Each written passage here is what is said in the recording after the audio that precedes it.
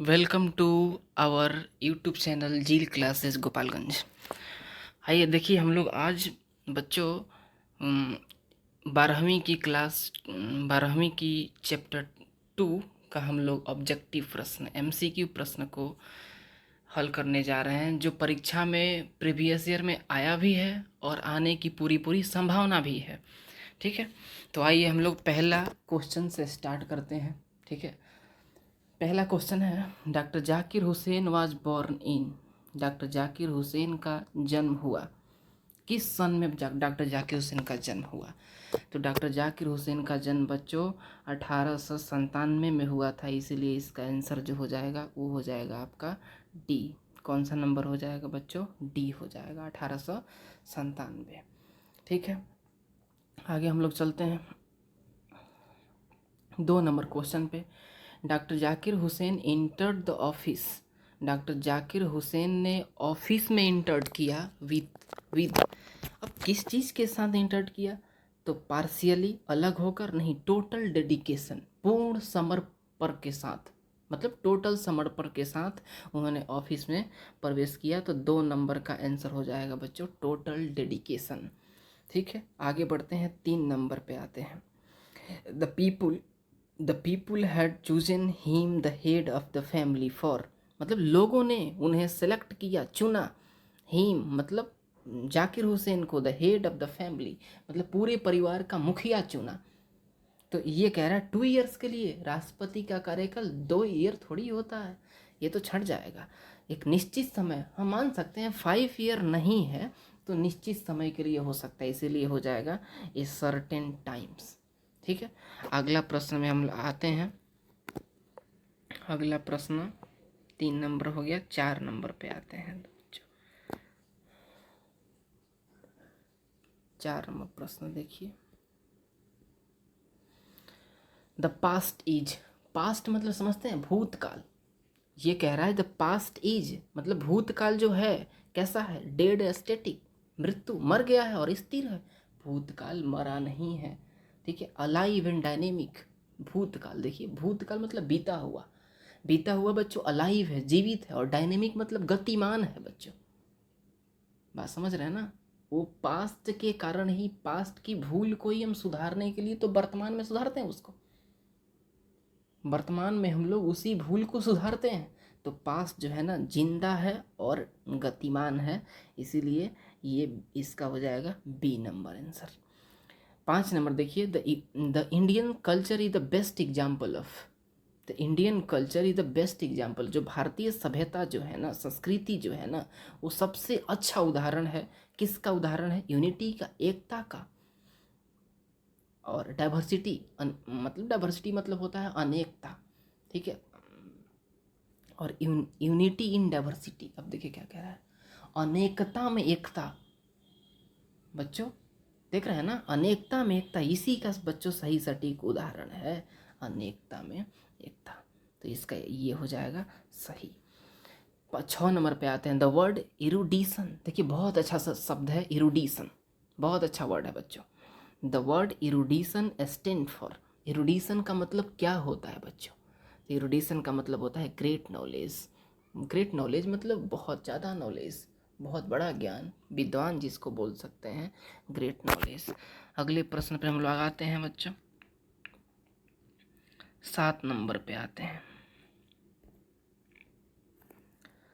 When did doctor Hussain deliver this speech. ये question क्या है? कब डॉक्टर हुसैन ने इस स्पीच को डिलीवर किया था, मतलब बोला था, बोला था। बात समझ रहे हैं ना? When he took oath as a president, जब वह प्रेसिडेंट का शपथ ले रहे थे उस समय। ऑन आर्मी डे पर, रिपब्लिक डे पर, किसी भी दिन नहीं बच्चों, जब वो शपथ ले रहे थे ना उसी दिन इन्होंने इस भाषण को बोला था, ये भाषण दिया था। तो हो जाएगा when he took oath as president, इसलिए ए नंबर सही हो जाएगा। 8 नंबर पे आते हैं, power should be used vainly for. Power का प्रयोग केवल किया जाना चाहिए, किसमें किया जाना चाहिए बच्चों? मेकिंग मनी, पैसा बनाने में नहीं। पावर का प्रयोग पैसा बनाने में किया जाएगा, मोरल पर्पस। नैतिक उद्देश्यों के लिए, बिल्कुल सही है बच्चों। पावर का प्रयोग हमें नैतिक उद्देश्यों के लिए ही किया जाना चाहिए और कहीं पावर का प्रयोग नहीं किया जाना चाहिए। ठीक है, अगले प्रश्न पे आते हैं। 8 नंबर हो गया बच्चों। 9वें प्रश्न पे आते हैं। 9वें प्रश्न को देखें। एज द प्रेसिडेंट, राष्ट्रपति के रूप में doctor Hussain advocate, doctor Hussain ने वकालत किया फॉर द ग्रोथ ऑफ, किसके ग्रोथ के लिए वकालत किया बच्चों? सर्टेन रिलीजन, किसी निश्चित धर्म के लिए? नहीं, ऐसा नहीं हो सकता। एक राष्ट्रपति किसी निश्चित धर्म का वकालत नहीं कर सकता है, किसी निश्चित धर्म के ग्रोथ का वकालत नहीं कर सकता, इसलिए ये सही नहीं है। B number, the whole nation, पूरे राष्ट्र के लिए, बिल्कुल सही बात है बच्चों, बिल्कुल सही बात है। पूरे राष्ट्र के निर्माण के लिए वकालत किया, इसीलिए हो जाएगा बी नंबर आंसर, यानी द होल नेशन। ठीक है, 10 नंबर पे आते हैं बच्चों। 10 नंबर क्या है? Doctor Zakir Hussain died in, doctor Zakir Hussain का मृत्यु कब हो गया बच्चों? डॉक्टर जाकिर हुसैन का मृत्यु कब हो गया? 1969 में। डॉक्टर जाकिर हुसैन का मृत्यु कब हुआ बच्चों? 1969 में, इसीलिए ये हो जाएगा 10 नंबर का पी। 11 नंबर पे आते हैं बच्चों। Doctor Zakir Hussain was born in, doctor Zakir Hussain का जन्म इन मतलब हुआ कि यहाँ पर देख रहे हैं इन, यहाँ पर दे दिया आपको जगह का नाम। दिल्ली में हुआ, कर्नाटका में हुआ, चेन्नई में हुआ? नहीं बच्चों, हैदराबाद में हुआ। कहाँ हुआ? हैदराबाद में हुआ। तो ये डी नंबर जो हो जाएगा, यही आपका आंसर हो जाएगा, हैदराबाद। क्या हो जाएगा बच्चों? D number, Hyderabad. आगे आए, अगले प्रश्न पर देखते हैं। 12 number. Doctor Zakir Hussain was long associated with, doctor Zakir Hussain लंबे समय तक जुड़े हुए थे। किससे जुड़े हुए थे बच्चों? तो बिजनेस से, बिजनेस नहीं था, एजुकेशन से, बिल्कुल एजुकेशन से जुड़े हुए थे। डॉक्टर जाकिर हुसैन लंबे समय तक एजुकेशन से जुड़े हुए थे। अगला क्वेश्चन है, doctor Radha Krishnan explain, doctor Radha Krishnan ने वर्णन किया, किस चीज़ का वर्णन किया? और एक्सेप्शनली मतलब बिल्कुल सबसे हट के वर्णन किया। इंडियन इकोनॉमिक्स का नहीं वर्णन किया, इंडियन फिलोसफी, हाँ भारतीय दर्शन शास्त्र जो होता है ना, उसी का वर्णन किया, इसीलिए ये हो जाएगा बी नंबर आंसर हो जाएगा। 14 नंबर पे हम लोग आते हैं बच्चों।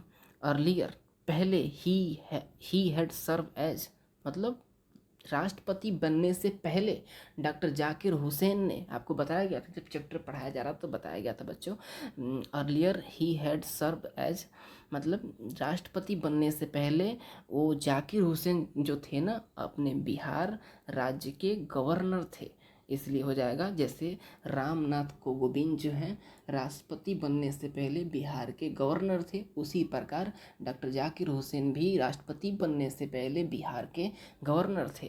तो ये अर्लियर मतलब होता है पूर्व में बच्चों।